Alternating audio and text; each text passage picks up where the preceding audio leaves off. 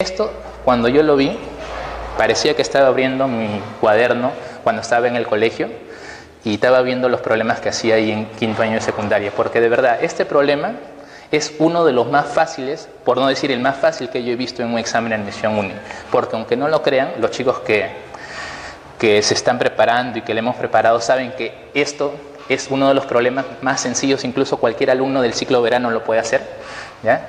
El problema 7, miren, va a aparecer problema de examen bimestral, pero es problema de examen de admisión. Lo leo. Dice, en una autopista, un automóvil va a 88 kilómetros por hora. Ahí está. En una autopista, un automóvil va a 88 kilómetros por hora. Y se encuentra a 110 metros detrás de un camión. Este auto se encuentra a 110 metros detrás de un camión. Ahí está el camión. Le he puesto con la letra C para que lo veas mejor.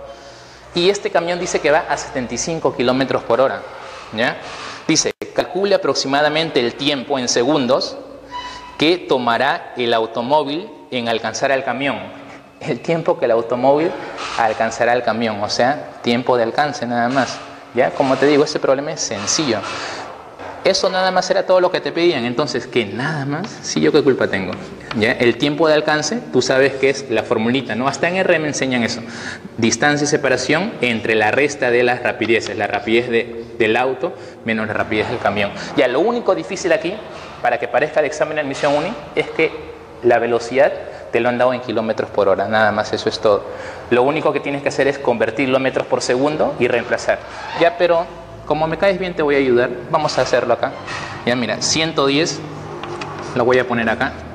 Entre la rapidez de A, pongo 88, pero lo voy a multiplicar por el número mágico. ¿Te acuerdas el número mágico para pasar kilómetros por hora a metros por segundo? 5 18avos. ¿Te acuerdas? Lo aprendiste en tu primer veranito. Menos 75. Ya, es 75. También, como está en kilómetros por hora, lo multiplicas por 5 sobre 18. Y eso era todo, mira, ve. Pero profesor, dividir esto es difícil. No, estás en la uni, recuerda, te dan calculadora, todo. Hasta plancha te dan y uno no sabe. Ya, si operas todo eso, ya, lo haces correctamente todo, te debe salir tranquilamente 30,5 segundos. Y eso era la respuesta. Esa era.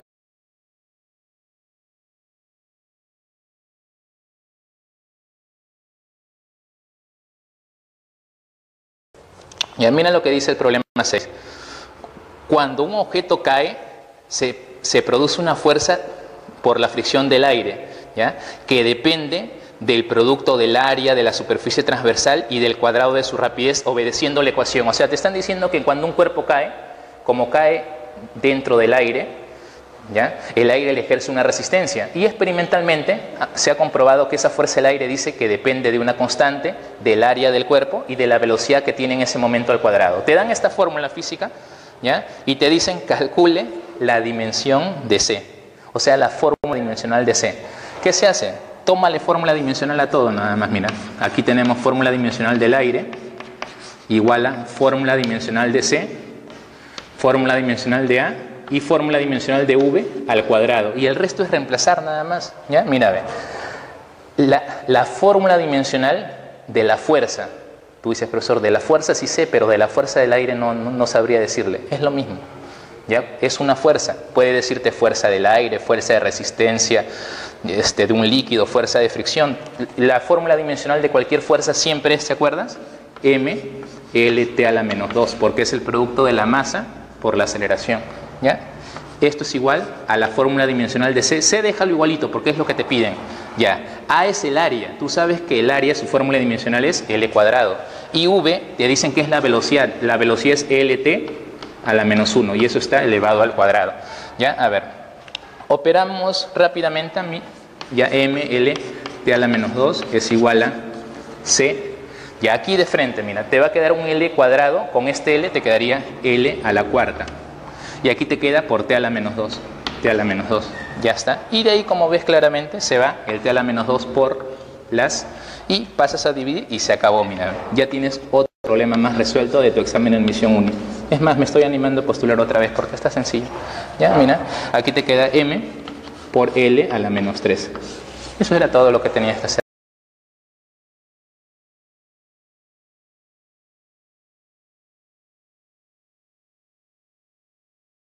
movimiento circular, se podría decir, cinemática del movimiento circular. El problema número 6 era análisis dimensional, ya te diste cuenta. El 7 es simplemente MRU. El 8 dice lo siguiente, ya miren, una partícula se mueve por una trayectoria circular de radio 5. Ya, he dibujado la cuarta parte de la trayectoria nada más. Mira, hay una partícula que se está moviendo, así te daban en el dibujo del examen de admisión uni, por una trayectoria circular y su radio es 5. Después usamos el radio, ya, tranquilo. Dice, al pasar por A, el punto A es este, mira, al pasar por A pasa algo bonito. Mira, te dan este dato, su aceleración es, y te lo ponen vectorial como para trancarte, la aceleración es menos 24 quintos I más 7 quintos J. Ya, esto es algo clave en este problema, así que lo voy a dibujar, ¿está bien? ¿Cómo dibujarías aquí esta aceleración? Menos 24 I más 7 quintos, menos 24 quintos de I más 7 quintos de J. Y sí, mira, acá está el eje X y acá está el eje Y. Primero voy a dibujar la componente de la aceleración en el eje X. Mira, es negativo, entonces esa componente apunta hacia la izquierda. Ahí está. Voy a poner su valor nada más, 24 quintos. El negativo era para indicarte la dirección nada más, que está hacia la izquierda del eje X. Y en el eje Y, ¿cuánto es? 7 quintos, ¿sí o no? 7 quintos, ya. Esas son las componentes de la aceleración. Pero si alguien te dice, profesor, si alguien me preguntaría, profesor, ¿y cómo se dibuja la aceleración acá? Ah, bueno, la aceleración, como es un vector, dibujemos, mira, la aceleración sería este vector, la resultante de estas dos. ¿Ya? Ese es el vector aceleración, si alguien me diría. Profesor, ¿y el vector de aceleración por qué lo he dibujado por acá? ¿No debe pasar exactamente por la tangente? No, no necesariamente. No debe pasar necesariamente por la tangente. ¿Ya? Por si acaso, además, siempre recuerda, cuando un cuerpo realiza movimiento curvilíneo, la aceleración debe estar en algún lugar, pero hacia adentro de la trayectoria. Nunca puede estar tangente, necesariamente puede estar incluso perpendicular a la rapidez o hacia atrás, pero nunca puede estar tangente. Por eso, esta es la trayectoria y está un poquito hacia adentro de la concavidad. Y ahora, hay otra cosa que nos va a servir. Mira, en este problema nos va a servir cuánto es el módulo de esta aceleración. Profesor, ¿cómo se calculaba el módulo de una aceleración?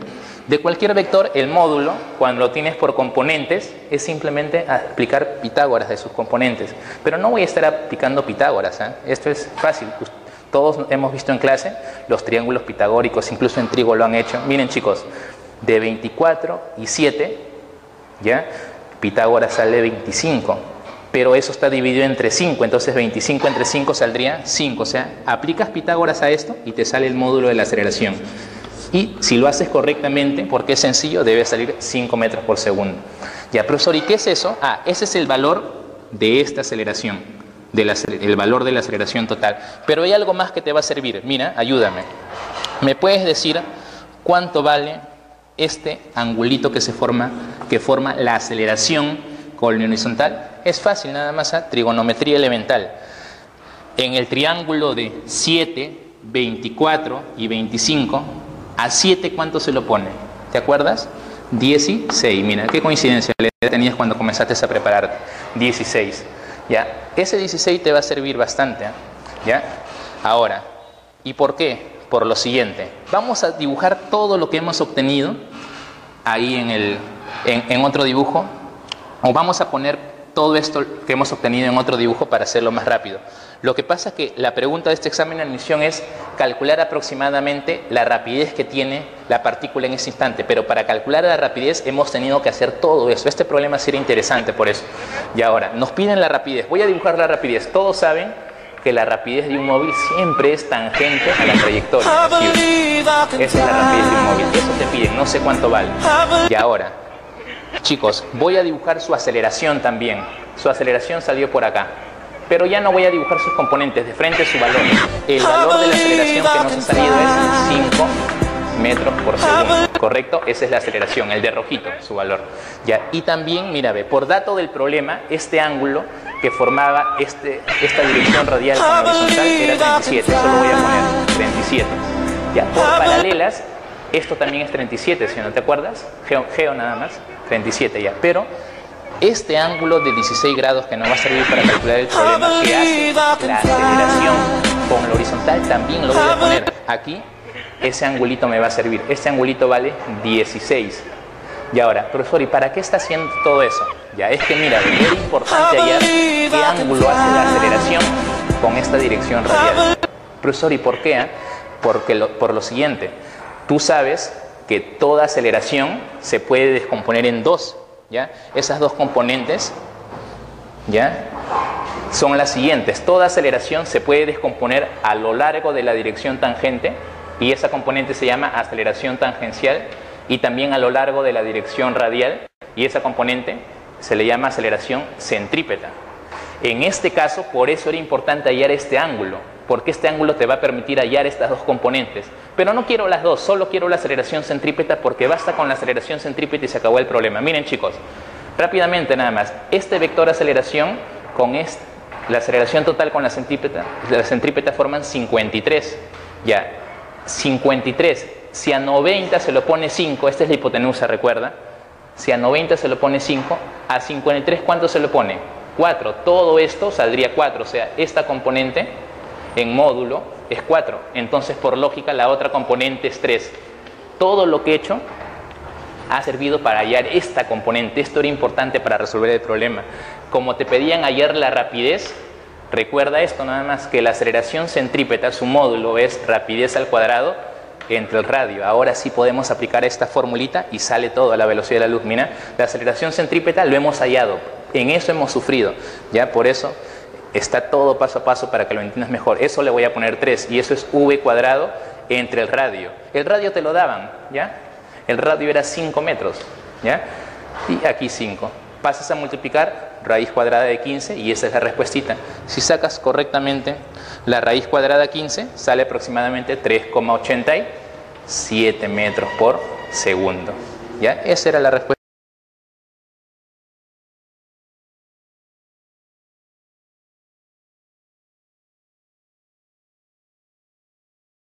En el dibujo se muestran los vectores A y B, donde el módulo del vector A es de 10 unidades. Tenemos acá el módulo de este vector, 10 unidades. Y tenemos que el módulo del vector B es de 5 unidades. Vector B 5 unidades. Luego dice, si el vector C, tenemos acá, el vector C se expresa como el vector A más el vector B, este es un dato. Y te dicen que el vector B se expresa como el vector A menos el vector B.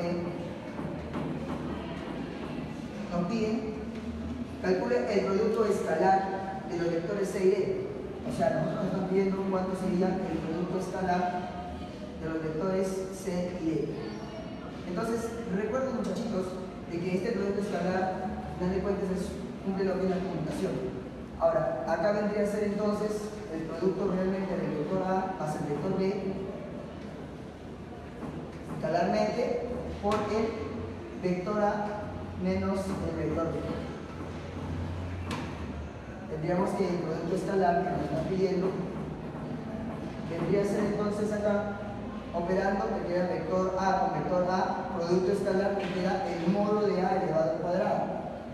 Te va a quedar también menos el vector AB más el vector AB, se van a cancelar y te va a quedar también menos el módulo del vector B elevado al cuadrado. ¿Está bien? Entonces, como ya tenemos de dato nosotros los módulos de los vectores, 10 al cuadrado 100, 25, la respuesta sería acá, ¿cuánto? 70, 75. La clave D.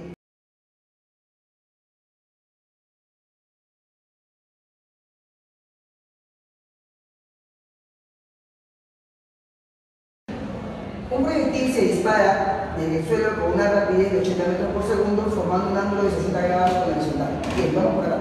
Tenemos la rapidez con la cual se lanza es de 80 metros por segundo. El ángulo que forma con la horizontal es de 60 grados. Luego dice, determina aproximadamente después de qué tiempo, por primera vez la velocidad formará un ángulo de 45 grados con la horizontal. Bien. Bueno, tenemos que luego, obviamente acá va a haber una cierta velocidad. Entonces, si nosotros descomponemos acá lo que es la velocidad, tendríamos una componente vertical, una componente horizontal. Bueno, utilizamos pues nuestros conocimientos geométricos y tendríamos acá ¿cuánto? en la horizontal 40 metros por segundo, y aquí tendríamos 40, exacto, radio 3 metros por segundo. La componente horizontal es la que permanece constante, o sea que es 40 metros por segundo, entonces tenemos acá también ¿cuánto? 40 metros por segundo. La pregunta es, ¿cuánto tiempo? Por primera vez el ángulo será de 45 grados. Para que acá sea entonces 45 grados por primera vez, o sea, como está subiendo, tenemos que la componente vertical también tiene que ser ¿cuánto? También tiene que ser de 40 metros por segundo. ¿Correcto? Entonces, tenemos acá la componente inicial vertical, la final vertical, trabajamos en el eje Y. La final vertical es igual a la inicial vertical más la aceleración multiplicado por el tiempo. ¿Está bien? Final vertical tenemos acá 40, inicial vertical es 40 raíz de 3. Aceleración de la gravedad. Vector apunta hacia abajo. Dato es 9,81 metros por segundo al cuadrado. Vector hacia abajo, menos 9,81. Tendríamos que el tiempo sale 2,98. La clave sería la C.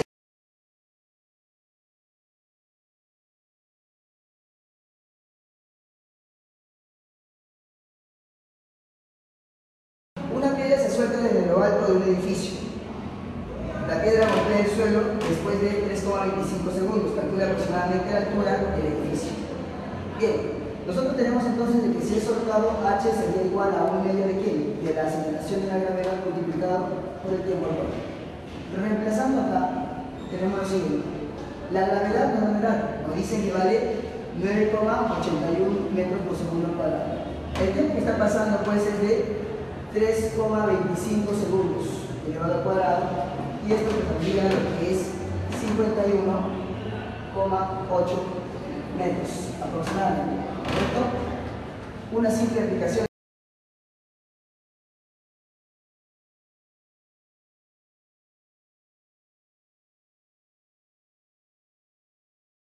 Interesante. Entonces, ¿qué nos están diciendo? Que tenemos acá un bloque M1, resorte unido que M2, lo estiro. Obviamente al soltarlo, ¿qué va a pasar? Van a haber aceleraciones. Él tiene una aceleración a 1, él tiene que una aceleración a 2. Profesor, y esto debe ser muy complicado. En realidad no, porque mira, sabemos que acá, al estirarlo, existe una fuerza, obviamente que es la fuerza restauradora, la X. En este caso, acción y reacción, mismo modo de fuerza. Por lo tanto, simplemente tendríamos de que si la fuerza resultante para ambos, hablando solamente para cada bloque, es la misma, de magnitud, entonces tendríamos de que M1 por A1 es igual a ¿quién? A M2 por ¿quién? Por A2. A ver, déjame ver, ¿qué te piden? Te piden el módulo A1 sobre A2. Creo que no es complicado llegar a esta conclusión, ¿verdad? Tu clave vendría a ser entonces la D.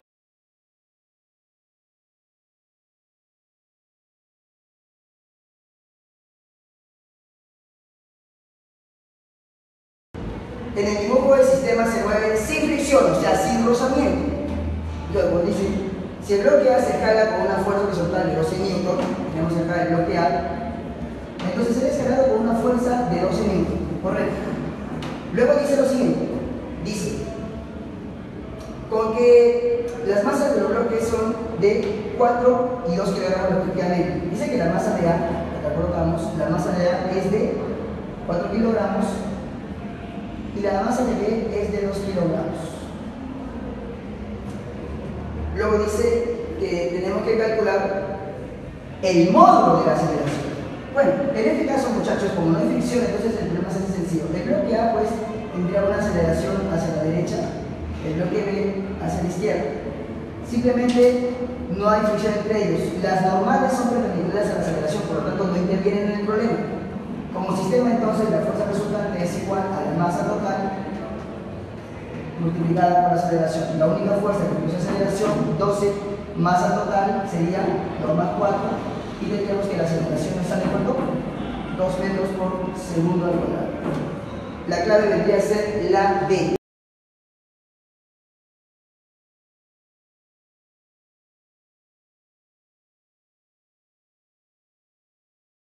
Una fuerza F de magnitud igual a 27,62 newton se aplica horizontalmente sobre una masa de 10 kilogramos que se encuentra sobre una superficie horizontal con coeficiente de rozamiento cinético igual a 0,2. Si la masa parte del reposo y se desplaza 10 metros, quiere decir que la rapidez inicial vale 0, el desplazamiento 10 metros, calcule la potencia media que se ha desarrollado. La gravedad vale 9,81 metros por segundo al cuadrado. Bien, muchachos, aquí también la potencia media de la fuerza. Por lo tanto, tenemos acá unos datos interesantes. A ver, primero, nosotros vamos a encontrar lo que es acá la fuerza de rozamiento, puesto que acá hay fricción. La fuerza de rozamiento es cinético, la normal por un K, ¿correcto? Tenemos entonces acá el peso, que te ha salido 98 newton, ¿está bien? Entonces la normal también tendría ese valor, ¿verdad? Tendríamos acá entonces también de 98. Entonces acá tendríamos de que la fuerza de rozamiento vendría a ser el producto obviamente de la normal por el coeficiente. Bien, lo primero que vamos a hacer nosotros acá es encontrar lo que es la fuerza resultante. Este es igual al producto de la masa por la aceleración. ¿Está bien? La fuerza resultante entonces vendría a ser F, que lo tenemos ahí abajo, menos el rozamiento que es N por mu K, igual a quién? A la masa que vale 10 kilogramos por la aceleración.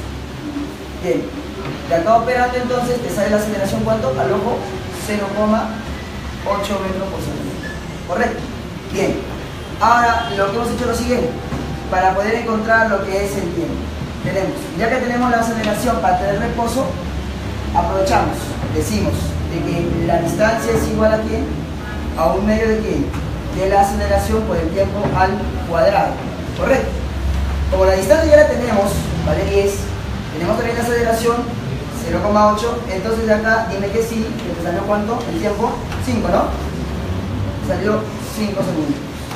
Bien, ahora para la potencia media tendríamos lo siguiente, la potencia media vendría a ser entonces el trabajo realizado por esa fuerza entre el intervalo de tiempo.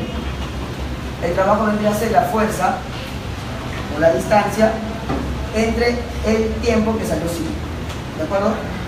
A ver, entonces acá la potencia media, ¿ya ha salido cuánto? Y lo más esperado vendría a ser 55,24 watts. Correcto. Bien.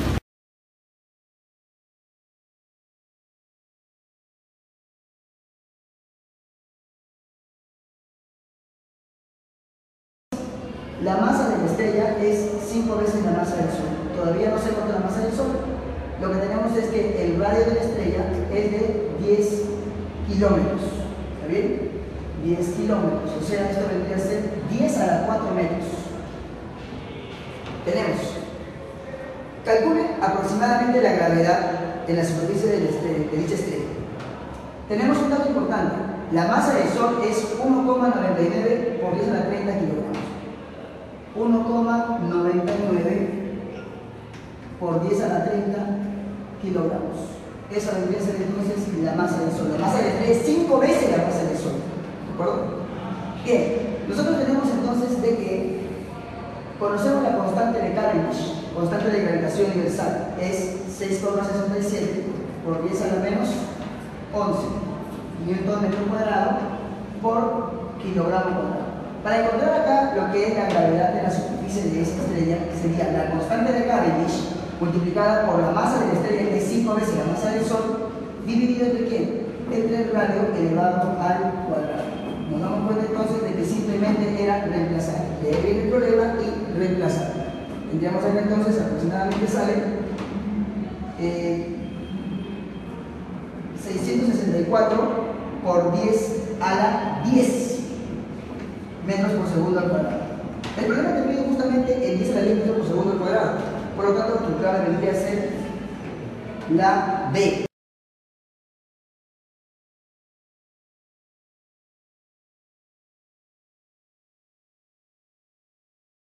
dice lo siguiente.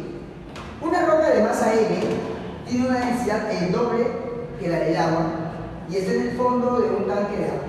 Bueno, luego dice, encuentra el módulo de la fuerza normal ejercida sobre la roca. Bien, tenemos acá entonces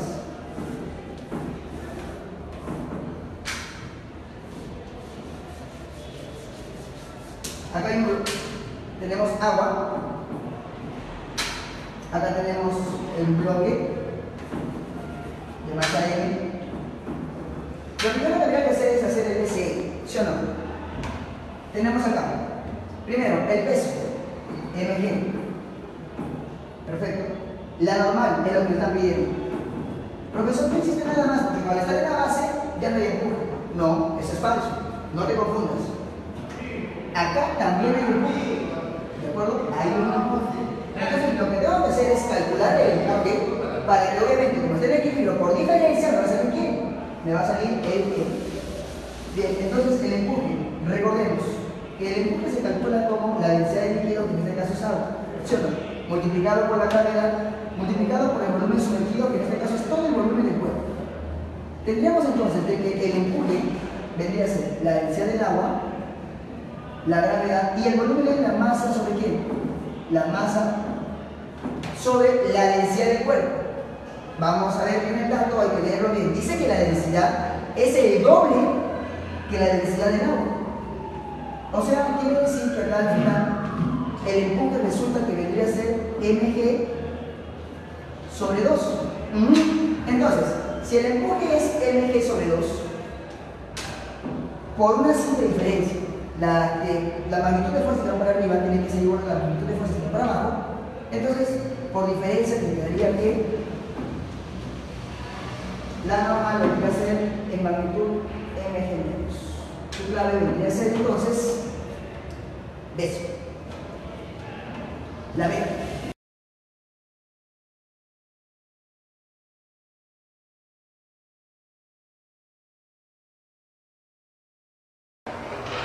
Miren lo que decía el problemita número 4 de este examen de admisión de la UNI. Dice, la presión absoluta en el fondo de un recipiente es 202 kilopascales.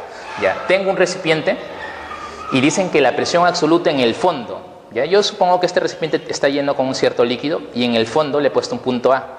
La presión absoluta es la presión total. Ya, por dato, la presión total o absoluta en el punto A es 202 kilopascales. Ya, ese es datito del problema y lo estoy poniendo acá. A ver, pero recordemos lo que hicimos en clase. ¿A qué es igual la presión total o absoluta? Es la suma de dos presiones, ¿sí o no? Es la presión hidrostática que hay en el punto A, o sea, la presión que le ejerce el líquido, ya aquí, ya la presión hidrostática. Ahora, algunos pueden decir, pero la presión no es un vector. Sí, no es un vector, pero lo estoy dibujando simplemente ya para que lo entiendas más rápido, ¿eh? Imagínate que toda esta cantidad de agua ejerce una presión hidrostática en el punto A. Ya. Esa es la presión hidrostática, la presión que ejercen los líquidos, ¿ya? Y la presión total es la suma de esa presión más la presión atmosférica. La presión atmosférica es la presión del aire que nos rodea, de la atmósfera, ¿ya? También voy a dibujar unas flechitas. Como te repito, la presión no es un vector, pero para que me entiendan más rápido, esta es la presión atmosférica. Entonces, recordemos que la presión total es la suma de estas dos presiones. Y te dicen que esa suma es 202 kilopascales, ¿ya? Ahora, también es un dato del problema el siguiente. Te dicen, ¿ya?, que la presión atmosférica, el dato del problema es 101 kilopascales. Como la presión atmosférica es 101 kilopascales, lo coloco acá, 101 kilopascales. ¿Ya? Entonces, mira, mentalmente, porque esto de arroche, si la presión atmosférica es 101 y lo pasas a restar, ¿cuánto sería la presión hidrostática? La presión hidrostática sería la resta nada más, y lo voy a poner por aquí, ¿ya? Esa presión hidrostática sería 101, ¿no? ¿Ya? Kilopascales, para que den en total 202 kilopascales. Y entonces, mira, ya tenemos, leyendo la mitad del problema, ya tenemos varios datos ya. Con este dato ya sacamos que la presión hidrostática es 101 y esto era otro dato, que la presión atmosférica era 101. Ahora, aquí viene la preguntita de este examen de admisión. Decía, si la presión manométrica se duplica. Ahora tú dirás, ¿cómo que la presión manométrica? ¿Ya? La presión manométrica en este contexto, en este problema, le llaman a la presión hidrostática nomás. ¿Ya? ¿Correcto? La presión manométrica es todas las presiones menos la atmosférica. ¿Ya? Por eso en este problema, como hay dos presiones, una es la atmosférica y otra es la hidrostática, la manométrica se están refiriendo a la hidrostática nada más. Te dicen que hay otro caso donde la presión manométrica, o sea la hidrostática, se duplica. Entonces vamos a hacer eso, mira. ¿Qué pasaría si la presión manométrica, que es la hidrostática, se duplica? Entonces tu nueva presión hidrostática en el punto A, ¿ya? ¿Cuánto sería? Si se duplica, recuerda que hemos hallado que sale 101, ahora sería 202 kilopascales. Recordemos que la presión atmosférica no cambia, la atmósfera sigue actuando en este caso y la presión atmosférica sigue siendo 101 kilopascales. Entonces, por lógica, ¿cuánto sería la nueva presión total que soporte el fondo? La presión total, recuerda que es la suma de estas dos nada más. Si sumamos ellos dos, saldría 303 kilopascales. Y ahora, ¿y cuál era la pregunta en este examen de admisión? Te estarás diciendo. Fácil, mira, la pregunta nada más era: calcule en qué porcentaje se incrementa la presión absoluta. Entonces, se acabó, pues mira, easy. Si la presión absoluta al inicio era 202 y al final es 303, a ver, hacia la velocidad de la luz, ¿cuánto ha aumentado? Ha aumentado 101 kilopascal. Eso es lo que ha aumentado. Y ahí te están preguntando qué porcentaje ha aumentado, de hecho, con respecto del inicio. Y todos sabemos que 101 de 202 es el 50%. Por eso, al ojo, la respuesta es: en el 50% aumenta. Así salía ese problema de examen de admisión.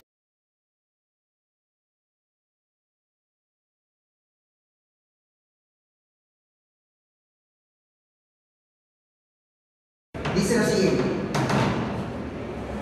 dos cuerpos de masas M1 y M2 se mueven con velocidades constantes en la misma línea recta.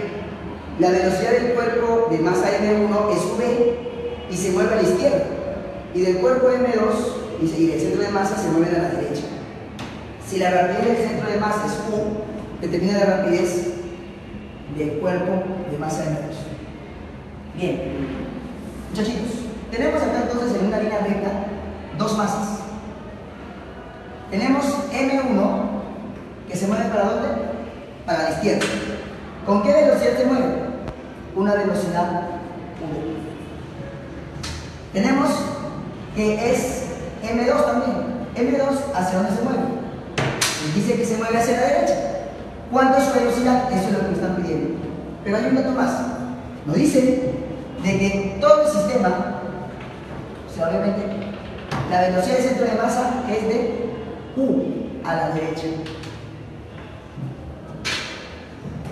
Bien, recordemos entonces que la velocidad del centro de masa vendría a ser M1 por la velocidad 1 más M2 por la velocidad 2, y esto entre M1 más M2. ¿Está bien? Solamente hay que reemplazarlo. Pero cuidado, cuando reemplaces hay que reemplazarlo respetando que los signos. Tenemos U a la derecha positivo. Acá sería entonces M1 a la izquierda sería menos M1V. Acá a la derecha positivo más M2V2. Recuerden que V2 se lo olvidó calcular, entre M1 más M2.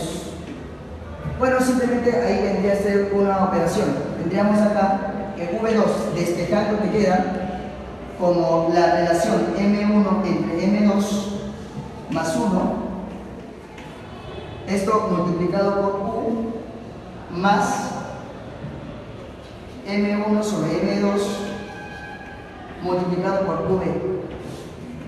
¿Está bien? Quería aclarar de repente un poquito complicado, pero en realidad la aplicación era muy sencilla. Es decir, la clave se debería ser la D.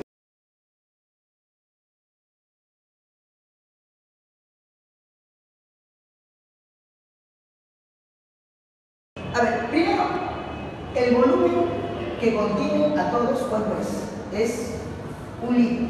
Centímetros cúbicos vendría a ser entonces 1000 centímetros cúbicos de volumen. ¿Está todo bien? Entonces, si ese recipiente contiene mercurio y ambos se calientan, ambos se van a dilatar. Pero se entiende que el mercurio se va a dilatar más que el recipiente, entonces se va a ¿qué? Se va a derramar. Entonces, ¿yo cómo podría encontrar el volumen que se derrama? ¿Cómo lo haría? Claro, muy bien. Sería entonces el volumen de quién? El cambio de volumen de quién? Del mercurio menos el cambio de volumen de quién? Del recipiente. ¿Sí o no? Entonces tendríamos acá. Ambos tienen el mismo volumen inicial. Acá sería el volumen inicial por el coeficiente de dilatación volumétrica de quién? Del mercurio por el cambio de la temperatura menos la inicial es lo mismo, coeficiente de dilatación volumétrica de quién? Del recipiente por el cambio de quién? De la temperatura. Bueno chicos, 1000. El coeficiente de dilatación volumétrica del recipiente, del mercurio es 1,8 por 10 a la menos 4. Cambio de temperatura, a ver, ayúdame. De 20 a 100, ¿en cuánto cambió? Muy bien. Entonces, acá tendríamos el coeficiente de dilatación del recipiente es 1,2 por 10 a la menos 4 y acá sería 80, ¿verdad? De 20 a 100.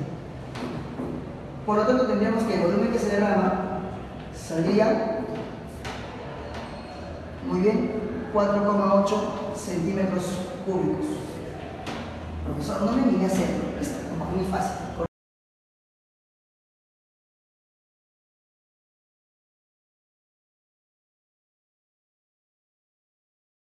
0,2 kilogramos de frente. ¿Está bien? Muy bien, profesor. Yo hice. Se eleva de cuánto? De 110 a 112. O sea, el cambio de la temperatura de 110 a 112 que es 2 grados Celsius. Esto en realidad es lo mismo que decir 2 Kelvin, porque recuerden que el cambio del Celsius en Kelvin es el mismo.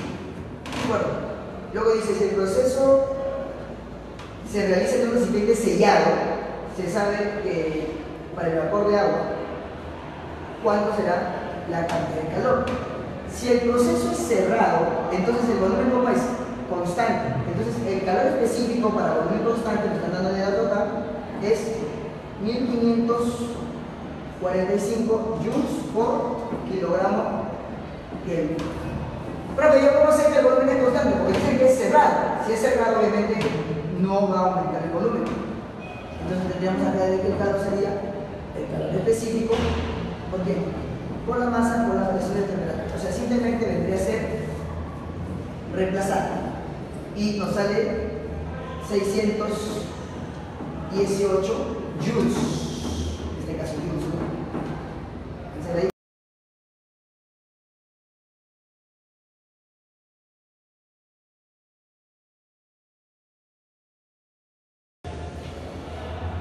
claro, circular. Tenemos acá entonces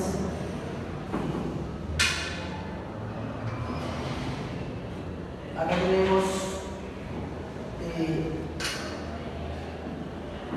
la primera distancia es de 150, esta es la Tierra, y acá tenemos Marte. ¿Pero qué es esto? Es el Sol. Primera distancia. Acá tendríamos 150, le ponemos de 1. Segunda distancia, le ponemos de 2. De 1 es 150 por 10 a la 6 kilómetros. De 2 es 228 por 10 a la 6 kilómetros. A ver, si queremos enviar una señal de radio de la Tierra a Marte, siendo que acá sería la distancia mínima. La distancia mínima. Y la distancia mínima, ¿cómo la encuentras? Te das cuenta que sería ¿qué? De 2 menos ¿quién? Menos de 1, ¿correcto? Esa es la distancia mínima. Pero, ¿qué pasaría si para nuestra mala suerte Marte se encuentra por acá? Entonces, ¿sí o no que esta de acá vendría a ser de 2? Entonces acá, entre Tierra y Marte, habría una ¿qué? Una distancia máxima. Entonces va a demorar más, pues, porque está lo más alejado posible. Entonces la distancia máxima, dímelo tú, ¿cómo sería? Si no, que sería de 2 más que más de 1. ¿Correcto? Entonces, el primer tiempo, cuando estando más cerca, sería la distancia mínima entre la velocidad de la luz, C. Y el segundo tiempo vendría a ser la distancia máxima entre la velocidad que es C, donde C ¿cuánto vale? 3 por 10 a la 8 metros por segundo. A nosotros nos piden cuánto es la diferencia, ¿cierto? O sea, sería T2 menos T1.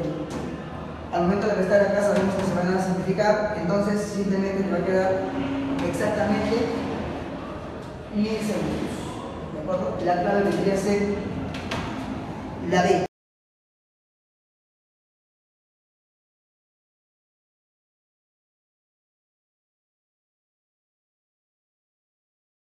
Nos dan dato la potencia media.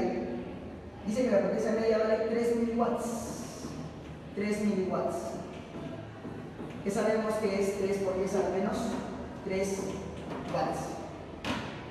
Calcula la densidad lineal de la cuerda. Bueno, a ver, recordemos algunas cosas. Si tenemos la potencia, entonces tenemos que sospechar una formulita entonces con la potencia. La potencia, ¿cómo se puede calcular? Como un medio de qué? De un sub cero, que vendría a ser ¿qué? La densidad lineal. Acá vendría a ser la proporción angular al cuadrado por la amplitud al cuadrado por la rapidez de propagación elevada al cuadrado. Menos mal que tú estás en Pitágoras y nosotros vemos siempre los temas completos en orden. Tenemos acá. El caso es de que la potencia es un dato. Nos piden acá nosotros lo que es la densidad lineal. ¿Cómo podría encontrar yo el omega al cuadrado? Pues simplemente sabemos que el que está al costado del tiempo, ¿quién es? Es el omega. ¿No? Todo eso tú lo has repasado. Luego, la amplitud. Profesor, ¿cómo está la amplitud? Recuerden que está al costado de quién?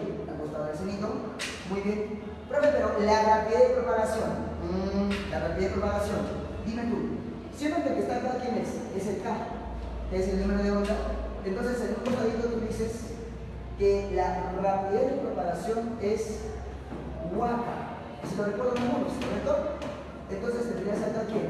Vendría a ser 4pi sobre quién? Sobre 3pi. Entonces tendría simplemente lo que es 4 tercios metros por segundo. Lo calculas. No te queda otra cosa más que reemplazar. 3 por 10 a la menos 3 está según el sistema internacional. Tenemos un medio de la densidad lineal que es lo que nos piden. Tenemos el omega que vendría a ser ¿cuánto? 4pi elevado al cuadrado, tenemos la amplitud que vendría a ser ¿cuánto? 0,4 elevado al cuadrado, tenemos la rapidez que es ¿cuánto? Excelente. Por lo tanto, tendríamos acá que despejar simplemente la densidad lineal que te sale 9 sobre 5120 pi cuadrado. La unidad es kilogramos por metro.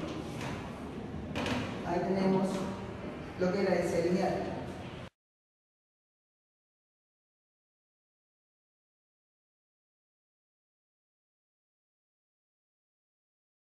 Un cuerpo de 10 kilogramos de masa realiza un movimiento unidimensional sin fricción a lo largo del eje X, o sea, se mueve en un plano horizontal nada más, ¿ya? A lo largo del eje X es un plano horizontal. Calcule la magnitud de una fuerza. Te piden qué fuerza debe tener. ¿Cuál es la magnitud de una fuerza con que se le debe jalar? ¿Para qué? Para lo siguiente. De tal manera que partiendo del reposo y al cabo de 4 segundos adquiere una rapidez de 20. Mira, ¿qué fuerza debe tener para que luego de un tiempo de 4 segundos, ahí voy a poner el intervalo de tiempo de 4 segundos, este bloque adquiera una rapidez de 20 metros por segundo? 20 metros por segundo. Eso es todo. Te piden el valor de esta fuerza. De hecho, como no te dicen nada, esta fuerza es constante, pues, ¿ya? De hecho, si te están diciendo calcular el valor de esa fuerza no debe cambiar. Ya, chicos, hay dos métodos para solucionar este problema, ¿ya? Uno de ellos es hacerlo por dinámica nada más, ¿ya? Pero te vas a demorar un poco más. El método que yo te recomiendo para resolver este problema es cantidad de movimiento, impulso, ya ese tema. Hay un teorema, ¿te acuerdas? ¿A qué era igual el impulso neto? O sea, el impulso de la fuerza resultante. Era igual a la variación de cantidad de movimiento. Y eso es lo que ponemos acá. Aunque no lo creas, este problemita de examen de admisión uni salía aplicando este método o esta formulita de el impulso neto de variación de cantidad de movimiento. ¿Qué era el impulso neto? ¿Te acuerdas? Era el impulso de la fuerza resultante. Y si tú haces mentalmente el diagrama de cuerpo libre aquí, ¿ya? El peso hacia abajo, la normal hacia arriba, ellos se van, ¿sí o no? ¿Ya? O sea, y si por las. La única fuerza resultante es F, así que aquí te quedaría el impulso de la fuerza F, porque esa es la única fuerza resultante. Y eso es igual a la variación de cantidad de movimiento. Eso significa cantidad de movimiento final menos cantidad de movimiento inicial.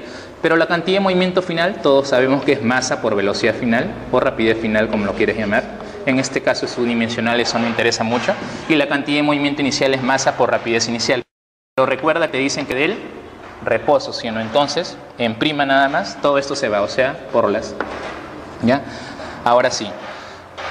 Tú dirás, ¿y cómo calculo el impulso de una fuerza? Ya recuerda que el impulso de toda fuerza, cuando es constante, simplemente se calcula multiplicando la fuerza por el intervalo de tiempo. Y eso lo igualas a la masa por velocidad final. El resto es mero trámite nada más. Es reemplazar nomás. Es como jugar con Nueva Zelanda, mero trámite nada más. Ya reemplacemos, a ver, la fuerza es lo que te piden, es F. Es el intervalo de tiempo, sale 4 segundos, ahí está.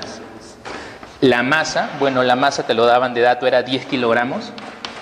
Y la velocidad final es la que adquiere, pues en el punto B, mira, ve, ¿qué velocidad es? 20. ¿Ya? Pasas a dividir y simplemente sale 200 entre 4 y por eso la respuesta final es 50 newton. Ya está, miren, hasta ahorita nada del otro mundo, son cosas que hemos visto en clase, incluso has resuelto problemas más difíciles todavía.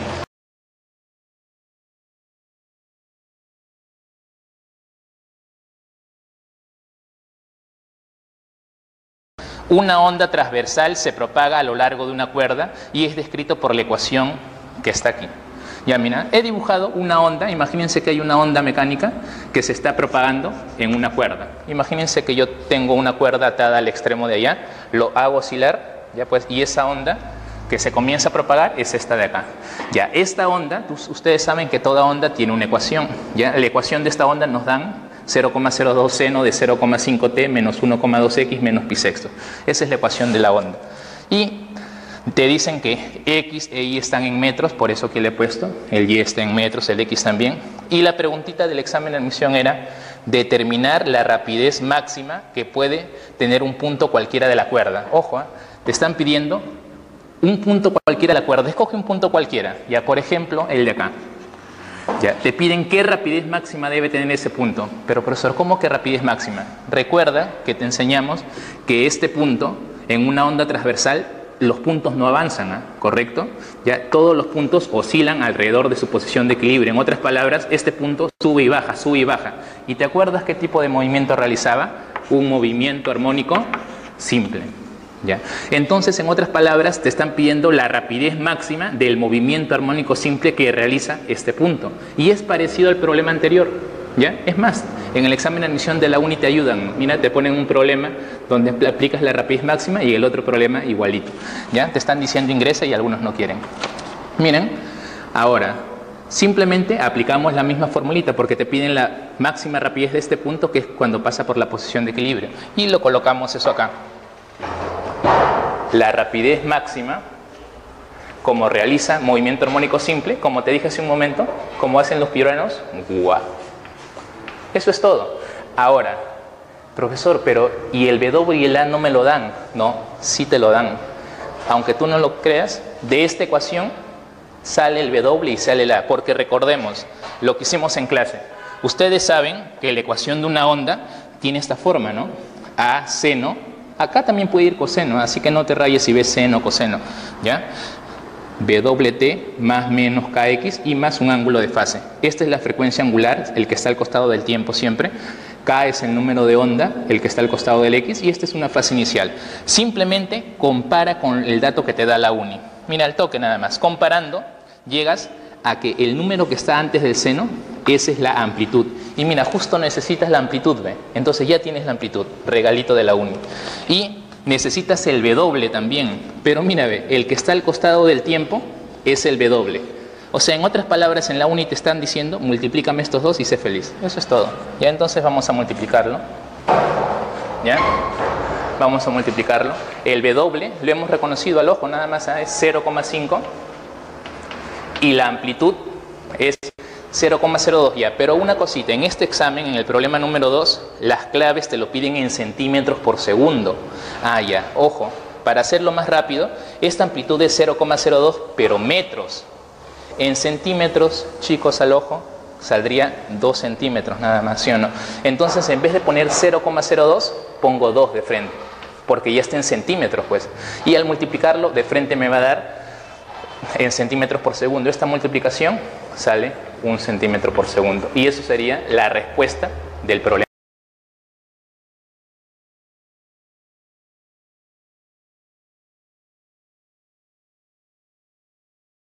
Masa de 0,6 kilogramos cuelga de un resorte. ¿Qué más dice el examen? Este es un dato importante, que realiza 3 oscilaciones completas en un segundo. Y aquí lo he puesto ese datito importante. Este bloque realiza 3 oscilaciones completas, ojo, en un segundo. Chicos, antes de continuar, esto ya es un dato recontra importante. Si te dicen el número de oscilaciones en cada segundo, al toque te están dando con qué frecuencia oscila ese resorte. Ese resorte oscila con una frecuencia de 3 Hz, porque recordemos que el número de oscilaciones por segundo te da la frecuencia nada más. Entonces completamos eso, sigamos. También dice que la amplitud de las oscilaciones es 13 centímetros. La amplitud de las oscilaciones, ya cuando este bloquecito oscila, la amplitud, que es la distancia a partir de la posición de equilibrio, ya sea a un extremo o al otro, esa amplitud dice que es 13 centímetros. Y la preguntita, mira, regalito de la uni, decía, calcule la rapidez de la masa cuando pasa por el punto de equilibrio. Todos sabemos que cuando el bloquecito pasa por la posición de equilibrio, y justo lo he dibujado ahí, la rapidez es la máxima posible. ¿Ya? Y lo voy a dibujar aquí, la rapidez máxima. En otras palabras, simplemente le están pidiendo la rapidez máxima. ¿Y cómo se calcula la rapidez máxima? Entonces aquí voy a poner, tú sabes que la formulita de la rapidez máxima, incluso te dije, ¿no? Acuérdate de los pioranos como dicen, guau. Eso es todo. Reemplaza y sé feliz, mira. Este W se le llama la frecuencia angular, no es esa frecuencia que está allá, pero este W está relacionado con la frecuencia simple, esta frecuencia angular es 2pi por f, y aquí la amplitud. Ya el resto es mero trámite nada más, reemplazamos, sería 2pi por la frecuencia, que es 3, y por la amplitud. Ya ojo, pero la amplitud lo tenemos que pasar al sistema internacional, sería 13 sobre 100. Se opera esta nada más y ahí saldría la respuesta. Si lo haces correctamente y no te confundes, debe salir 2,45 metros por segundo. Y eso era la respuesta.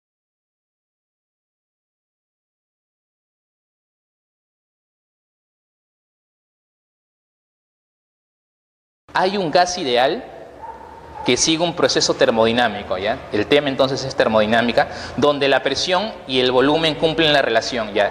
En ese gas, imagínate que hay un gas y que cumple un proceso de tal manera que se cumple esto. La presión por el volumen al cubo es igual a una constante. Profesor, ¿y qué tipo de gas es eso? Es que normalmente estos tipos de gases se llaman, o estos tipos de procesos se llaman politrópicos, ¿ya? Cuando tienen esa expresión. Ahora, esto se cumple para un gas. Y la pregunta de este examen de admisión es, dice, si el gas se expande hasta un volumen final 4 veces su inicial, o sea, este gas al realizar este proceso cuadruplica su volumen, ¿ya? La pregunta nada más es, ¿qué le pasa a la temperatura? ¿Cuánto es la temperatura final y la temperatura inicial? ¿En qué relación está la temperatura final del inicial? Y te dan un dato adicional, dice, si durante el proceso se mantiene la misma cantidad de gas, o sea, el gas no se escapa. ¿Ya?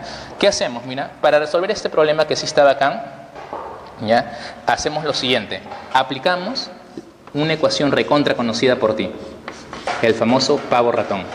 A esto le voy a llamar ecuación, o todavía no le llamo ecuación 2, pero de esto conocido que se aplica para cualquier gas ideal, despejamos, despéjame la presión. Profesor, ¿y para qué despejo la presión? Ahorita te vas a dar cuenta. Despeja la presión, te quedaría RTN entre el volumen. A esto le voy a llamar ecuación 2. Ya chicos, miren, síganme. Lo que voy a hacer es reemplazar 2 en 1. ¿Ya? Eso es lo que voy a hacer. Voy a reemplazar 2 en 1. ¿Ya? Si reemplazo 2 en 1, miren lo que nos está quedando. Nos está quedando lo siguiente. En vez de presión, pongo todo esto. R, T, N entre V, ¿ya? De naranja lo voy a hacer. Y todo eso multiplicado por B a la 3 medios. Y eso te da una constante, ¿ya? Ahora, miren, en este problema, o bueno, tú sabes que R es una constante. ¿Ya? En este problema te dicen que la masa no varía, ¿ya? Entonces el número de moles permanece constante. Ya, ahí nada más, no lo estoy eliminando, tranquilo, estoy diciendo que son constantes nada más. Ahorita te explico para qué sirve eso. Ya, mira, voy a poner T por aquí, T, ¿ya? Y mira, entre los volúmenes hay una operación, B a la 3 medios entre B, rápidamente, eso es B a la 1 medio. Ya, eso te queda. Ahora, profesor, ¿y qué va a hacer con R y N? Estos son constantes. El producto de dos constantes te da otra constante y al pasar a dividir constante entre constante, sigue siendo constante. Capaz lo simplificas y sale 1. No, eso no lo vayas a hacer. Sale otra constante nada más. ¿Correcto? Ya está. Entonces, al final he llegado a algo bonito. Profesor, ¿y por qué le ha dado esta forma? ¿Por qué no trabajo con este dato? Ah, es que en este problema te piden cuál es la temperatura final con respecto al inicial. Por eso he hecho esto. Por eso, en vez de trabajar con el verdadero dato del problema que te decían que se cumple esto, he aplicado pavo ratón nada más y hemos llegado a una relación que es temperatura por volumen a la 1 medio es una constante. Y con esto sale más rápido. ¿Ya? ¿Correcto?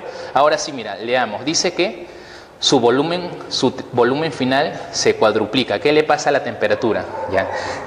Esto implica lo siguiente, mira, si temperatura por volumen a la 1 medio es una constante, significa que T1 por volumen 1 a la 1 medio es igual a temperatura 2, o mejor lo vamos a poner así, mira, temperatura inicial por volumen inicial a la 1 medio es igual a temperatura final por volumen final a la 1 medio. Ya es lo mismo, porque si esto es una constante, se cumple esta relación al inicio y al fin. Y solo te piden en qué relación están las temperaturas, entonces despeja. La temperatura final es a la temperatura inicial. Ya esto lo pasas a dividir y te estaría quedando como el volumen inicial a la 1 medio es al volumen final a la 1 medio. Pero mira lo que voy a hacer, de frente voy a reemplazar. Nos dicen que el volumen se cuadruplica, entonces en vez de poner volumen final acá, pongo 4 veces el volumen inicial. Ese es el volumen final, pues, pero eso está todo elevado a la 1 medio. Y esto ya es diversión total, mira. Operamos nada más, que el b a la 1 medio se va con el b a la 1 medio, la raíz cuadrada de 4, de 2 y esta es la respuesta final. En esa relación están los volúmenes.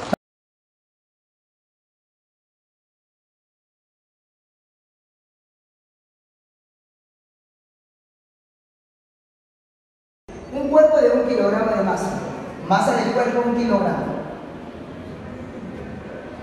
Se une al final de un resorte fijo por su extremo. El sistema realiza 4 oscilaciones por segundo. Esa es la frecuencia. 4 oscilaciones en un segundo es 4 Hz. ¿Está bien? Luego dice, con una amplitud de 0,4 metros. Calcula aproximadamente la energía total del sistema. Bien. A ver, chicos. Nosotros sabemos de que podríamos encontrar acá con la frecuencia de oscilación, pues calculamos la frecuencia angular, que es 2pi, con la frecuencia de oscilación. Al toque colocaste 8pi radianes por segundo. Hasta ahí creo que todos estamos de acuerdo. Luego tenemos lo siguiente. Podemos encontrar también nosotros K. Despejando de que omega es igual a la raíz de K sobre M, el famoso gamma. Entonces, K vendría a ser omega al cuadrado. ¿Por qué? Por M. ¿De acuerdo? Luego tenemos lo siguiente. ¿Cómo calculamos nosotros en sí la energía? Nos piden la energía total. La energía total entonces vendría a ser un medio de qué? De la constante por qué? Por la amplitud elevado al cuadrado. Bueno, chicos, creo que ya no hay nada más que hacer. Acá el trabajo varía simplemente que la calculadora, ¿no? Porque recordemos, muchachitos, que en el examen tenemos esa pegada. Bien, reemplazando los datos entonces, tenemos 50,48 joules. La clave sale de 5.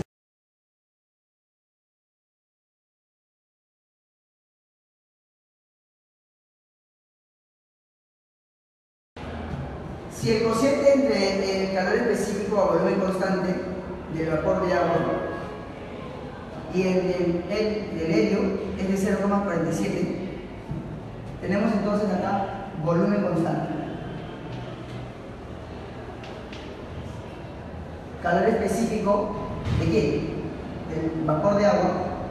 Le colocamos H2O por comodidad. Ya sabemos que es el vapor de agua.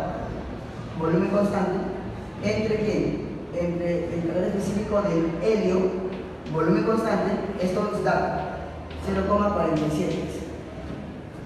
Calcula aproximadamente el cociente entre el calor específico a presión constante del vapor de agua a presión constante.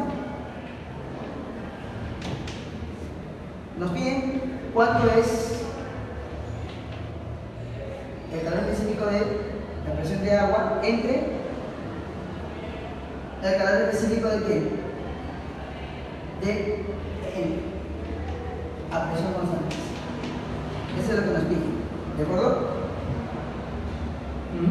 Luego dice, la relación entre las capacidades caloríficas de Cp sobre Cv del vapor de agua es 1,38 y 1,66.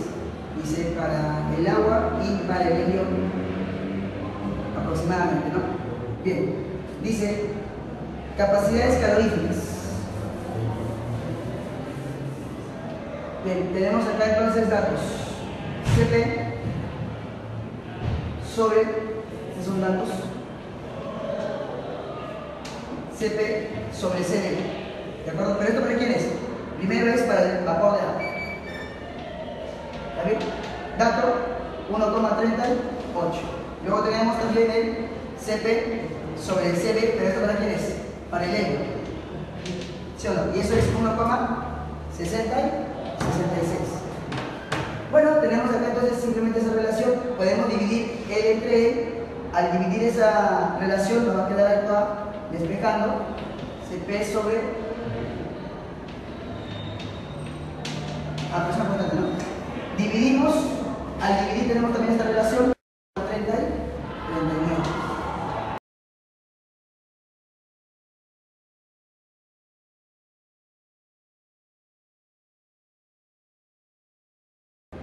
La capacidad equivalente en condensadores, ¿cómo es? Habla, simplemente se suman, ¿verdad? ¿Cuántos condensadores son? Dice que son 3 idénticos, o sea sería C más C más C, 3C. Perfecto. Luego tenemos el serie. Se conecta el serie. Tenemos la capacidad equivalente en serie. Simplemente vendría a ser C sobre 3, ¿correcto? C sobre 3. ¿Está bien? Luego tenemos que él se conecta a una diferencia de potencial que vale V sub 0 y él se conecta a una diferencia de potencial que vale V1. Eso es lo que no es el problema. Pero al final la energía es la misma. Recordemos de que la energía se calcula como un medio de la capacidad equivalente por el voltaje elevado al cuadrado. Dice que la energía tanto en serie como en paralelo al final se mantiene lo mismo. ¿Cuánto vale V1? Tenemos en ambos casos. Primero en paralelo, profesor. Ya sería un medio de la capacidad equivalente que vale ¿cuánto? 13 por el voltaje al cuadrado V sub 0 al cuadrado. Esto es igual a un medio. Capacidad equivalente que vale ¿cuánto? Muy bien. Voltaje al cuadrado. V1 elevado al cuadrado. Profesor, esto yo si lo puedo hacer, estoy con esto. Y terminamos de que V1 sacando la raíz te queda 3 veces V sub 0. Era muy sencillo, entonces la clave vendría a ser la C.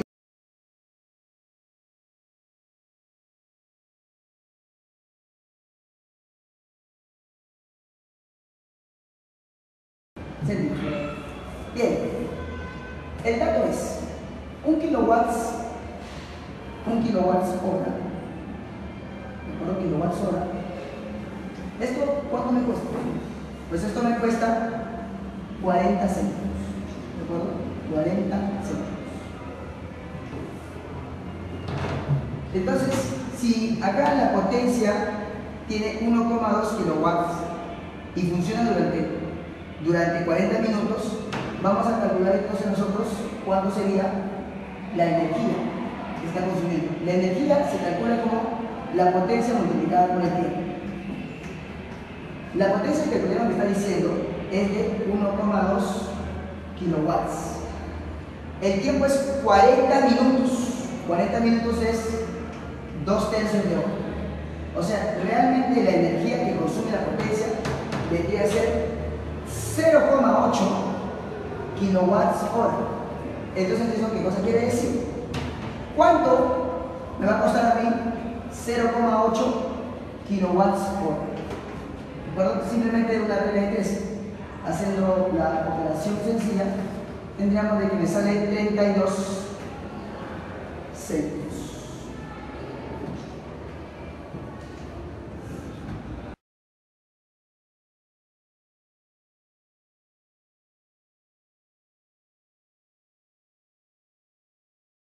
No hay resistencias internas. Si la resistencia R2 aumente, señala, si esta resistencia aumenta, señala la alternativa correcta. Bueno, no hay mucho que pensar. Mira, sabemos que en paralelo los voltajes ¿cómo son? Iguales. Por lo tanto, el voltaje que está acá es E. El voltaje que estaría acá sería la intensidad que pasa por ahí, por R1, multiplicado por R1, y acá sería igual a quién? A la intensidad que pasa por R2 multiplicada por R2. Entonces estos voltajes ¿cómo tienen que ser? Iguales, teoría de paralelos. ¿Está bien? Bueno, ¿qué ocurre entonces si esta resistencia R2 aumenta? A ver, dime tú, ¿qué ocurre si esa resistencia aumenta? Si la resistencia aumenta, se supone que el voltaje tiene que seguir siendo E. Entonces, si la resistencia aumenta, la intensidad ¿qué? Va a disminuir, ¿correcto? Pero si la resistencia aumenta, ¿afecta en algo a ellas? No les afecta en nada. Así que, mira, tenemos alternativas como por ejemplo dice, la caída de tensión, o sea, el voltaje en R2 aumenta. El voltaje acá no tiene por qué cambiar. ¿Qué te dije? Si aumenta R2, simplemente disminuye I2. La clave vendría a ser la letra D, donde dice que la corriente por R1 permanece constante. ¿Eso es correcto o incorrecto? Si cambia R2, ¿R1 permanece constante? Correcto. ¿Por qué? Porque acá R1 y la intensidad 1, el producto de ellos tiene que ser igual a E. O sea que si acá cambia R2, no afecta en nada.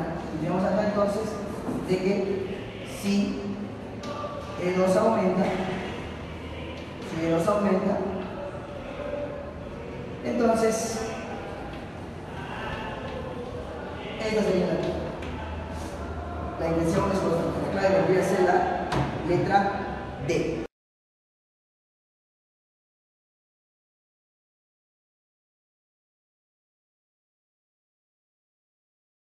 Nada que hacer acá, porque en el centro del solenoide tenemos que encontrar, nos dan el dato para empezar la probabilidad magnética del vacío, el número de espiras por la intensidad sobre quién, sobre la longitud. Un I sobre la longitud.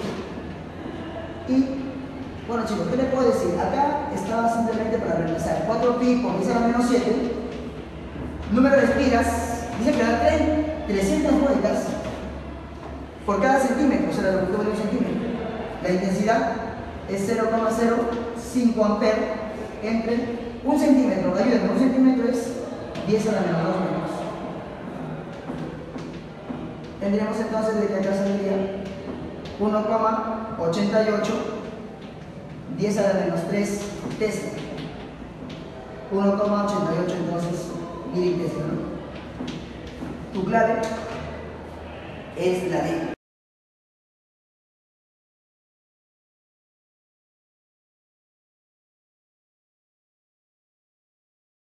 Tamaño del objeto, 1,8 metros. Se pone. Dice, caminando a lo largo del eje del espejo, cuando se encuentra a 1,5 metros del espejo, o sea, esa es la distancia objeto, 1,5 metros. Espejo convexo, ¿eh? Voy a colocar acá. Entonces es convexo. ¿Ven? Luego tenemos su imagen virtual. Ojo, imagen virtual tiene una altura de ¿cuánto? ¿Cuánto es el tamaño de la imagen? 90 centímetros. Profesores de 0,9. Excelente. Entonces, ¿cuánto es en sí la distancia imagen? A ver, sabemos que nosotros sabemos de que la relación del tamaño de la imagen y el tamaño del objeto es una relación directa a la distancia imagen y la distancia objeto. Por lo tanto, la distancia imagen, si el tamaño de la imagen es la mitad, el tamaño del objeto, entonces la distancia imagen también en valor sería ¿qué? La mitad, o sea, 0,75. la mitad de quién? De la distancia objeto. Pero no me he olvidado que ha dicho que una imagen virtual, por lo tanto no te olvides de colocarle el signo negativo. Luego tenemos, calcule el radio. Obviamente el radio vendría a ser 2 veces el valor de quién? De la distancia focal. Me va a salir el negativo porque es un espejo convexo. Tenemos que 1 sobre f es igual a 1 sobre quién, sobre i más 1 sobre quién, más 1 sobre i. Así es, chicos, tenemos acá entonces, vendría a ser negativo menos, esto vendría a ser ¿cuánto? Muy bien, 3 cuartos, o sea, inversa sería 4 tercios. Acá sería ¿cuánto? 3 medios, o sea, inversa sería 2 tercios, o sea, acá el f ¿cuánto te sale? El f te va a salir, ¿cuánto? 3, ¿no? ¿O no? Muy bien, sale menos 3 medios. Medios. Profesor, ¿por qué negativo? Recuerda que es un espejo que convexo. ¿Eso qué cosa quiere decir? O sea, el valor del radio es 2 veces 0. Simplemente sería 3 medios. La distancia, pues, en sí el radio va a ser como valor, es un valor positivo. La clave sería la E.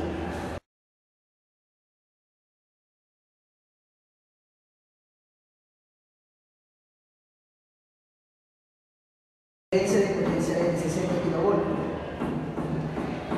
Tú sabes que esto es 6 por 10 a la 4. Correcto. Luego tenemos de que calcula la longitud de onda mínima del espectro continuo de rayos X. Bien, muchachos. Sabemos de que la energía de los rayos X se puede calcular como H por C sobre lambda, en este caso el lambda mínimo, vendría a ser entonces lo que es el voltaje acelerado por la carga de rayos X. Como acá tenemos el valor de la carga del electrón, o sea, en sí la carga elemental, entonces podemos de una vez trabajar de frente en el electrón volt, porque acá sería entonces 60.000 electrón volt. Entonces la constante acá hay que trabajar en el electrón volt, la constante del electrón es 4,14 por 10 a la menos 15 electrón por segundo, 3 por 10 a la 8 metro por segundo. ¿Y eso de dónde salió?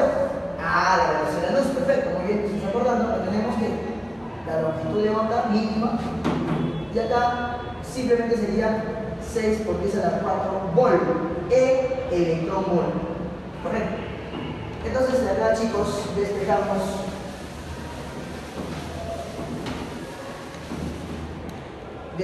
lo que es la longitud de onda mínima.